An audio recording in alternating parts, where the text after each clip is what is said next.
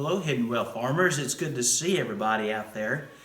Went and got a bunch of feed today, and this is some really good sheep mix that I found that can help raise up my babies and stuff on. Oakley and Ray-Ban are over there, and they're doing really good.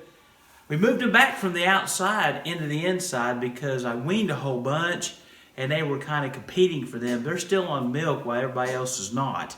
So we brought them back in here so we could still give them some milk for a few days. And baby over there sneezing a little bit. But I thought that I might give you a story, a HyddenWell story tonight, dealing with veterinary medicine. But I don't know, I kind of debated about whether I would tell you this story or not, because it's not really a veterinary story. It's a story that happened to me as a veterinarian. But I find it humorous, and I just want to tell you that, I don't want to offend anybody. I don't want to do that at all. So this is just meant to be fun. But in light of all of this toilet paper madness that's going on and soap and everything like that, it brings to mind an incident that happened to me at my clinic. Every veterinarian, and if you're out there and you want to become a veterinarian, every veterinarian works for the public in some shape, form, or fashion. Even if you work for the United States Department of Agriculture, you still technically work for the public. As a private practitioner, I've worked for the public for 25 years, plus a whole lot more. But regardless of that, the public will never cease to amaze you about what's going on out there. And of course, when you're doing a late night call.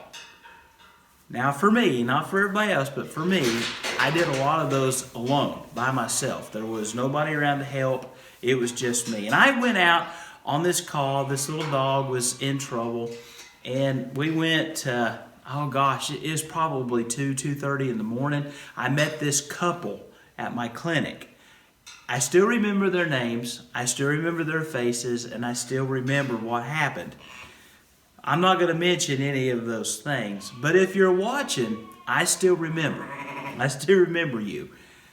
But I was working on this little dog and diagnosing his problems, and the lady that was there asked me if she could use the facilities, the bathroom. I said, no problem, sure. And I directed her around to where the employee bathroom was.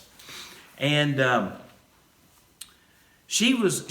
I was very intense on helping this dog, and I was talking to the fella, and it didn't strike me till later that he was engaging me in a lot of nonsense conversation that most people don't have at 2 o'clock in the morning.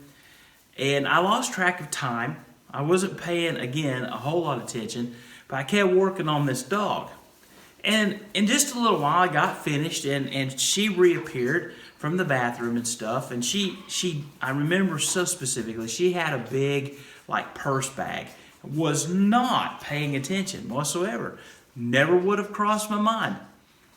So I went ahead and sent the medications home, checked them out. They did pay their bill for that night. And as she was getting ready to leave, she says, I'm sorry, I've got to go to the bathroom again. But this time, she went to the front bathroom. There's 2 bathrooms in my practice, and she went to the bathroom, and I again engaged this guy in conversation. So they left, they took the dog home. They've never been back to my clinic. Never seen them again, even though I know who they are. This probably happened a good 12 plus years ago in the middle of the night. But the next morning I came in, and there was this dumbfounded look on my employees' faces. And they started asking me all of these questions about, where'd all the toilet paper go? I had a toothbrush in the bathroom out here, my toothpaste, my deodorant, my razors, all my stuff, my soap. I had a boy that was living at the clinic at the time, and all of his stuff was gone. So, it kind of struck me as odd and kind of surreal disbelief. I went to the bathroom, started looking around.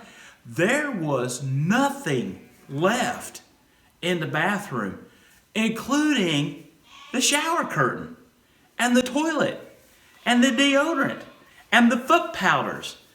And everything. I mean, she took it all. It's crazy.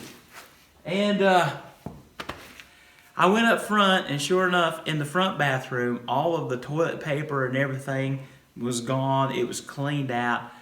I mean, there was nobody else in my clinic from 2:30 on, because I remember when I got to the clinic, you know, I had to use the facilities late that night because it's late in the night. But that poor lady had went into my bathroom and had stolen every item in both of them. And I still to this day am dumbfounded by that. I'm just totally dumbfounded by it.